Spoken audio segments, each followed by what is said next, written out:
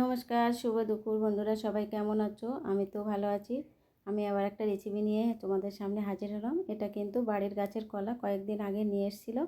মানে আমাদের গ্রামের বাড়ি অনেক কলা গাছ আছে, সেখান থেকে নিয়ে আসা হয়। যখন আনা হয় তখন বেশি করে আনা হয়, তা কয়েকদিন হয়ে গেছে, একটু শুকিয়ে গেছে। যাই হোক, সেই কলাগুলো দিয়ে আর এই যে ছোটো ছোটো চারা পোনা নিয়ে এসছে বাজার থেকে, এই যে আমি কেটে ধুয়ে নিয়েছি। এবার লবণ আর হলুদ মেখে নেব, নিয়ে মাছটা ভাজতে বসিয়ে দেবো। কলা আলুটা কাটা হয়ে গেছে। আর অনেক দিন ধরে মিক্সিতে মশলা করে খাওয়া হচ্ছে, তরকারি যেন খেতে ভালো লাগছে না, বাড়িতে সবাই বলছে। তাই আজকে শিলপাতায় বেটে রান্নাটা করব।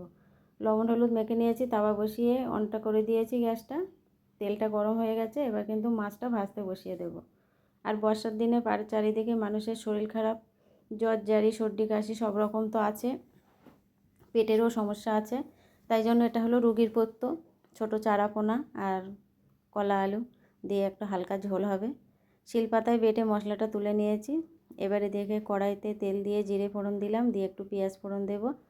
ফোড়নটা হয়ে গেছে, কেটে রাখা কলা আলুটা তুলে দেব। কলাটা কিন্তু ভালো করে হলুদ জলে ডলে ডলে ধুতে হবে, তা নাহলে কিন্তু আটা গন্ধ বেরোবে। এখানে লবণ আর হলুদ দিয়ে বেশ ভালো করে কলাটা ভেজে নেব। কিছু কাঁচা লঙ্কা দিয়ে দিলাম।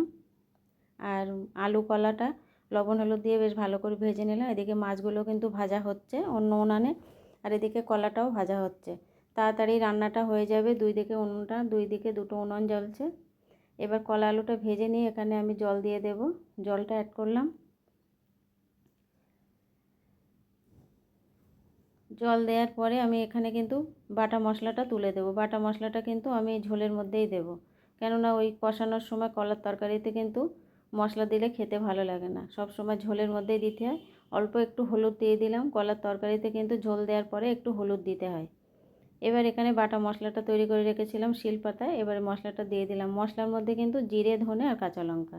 আমি কিন্তু সবসময় কাঁচা লঙ্কার তরকারি করি, শুকনো লঙ্কা খুব একটা খাওয়া হয় না, খুব কম। মানে দিলে মোটামুটি বকে, মানে পিছনেই দিতে হয় ওটা। কাঁচা লঙ্কারই তরকারি বেশি হয়, কিন্তু মাংস হলে কি একটু দিতে হয় শুকনো লঙ্কা। এবার ঢাকা চাপা দিয়ে কিছু সময় রান্না করে নিয়েছি। সিদ্ধটা হয়ে গেছে, এবার ভেজে রাখা মাছটা তুলে দেব। হালকা পাতলা ঝোলেই কিন্তু রান্না করব, মানে রুগীর পথ্যর মতো। এবার মাছটা একটু ঝোলের মধ্যে ডুবিয়ে দিয়ে বেশ কিছু সময় একটু নরম জলে রেখে দেবো। মাছটা একটু সিদ্ধ হয়ে গেলে নামিয়ে নেব। রেসিপিটি কেমন হলো বন্ধুরা কমেন্টে জানাবে, আর ভালো লাগলে একটা লাইক, একটা কমেন্ট, একটা শেয়ার করে দেবে।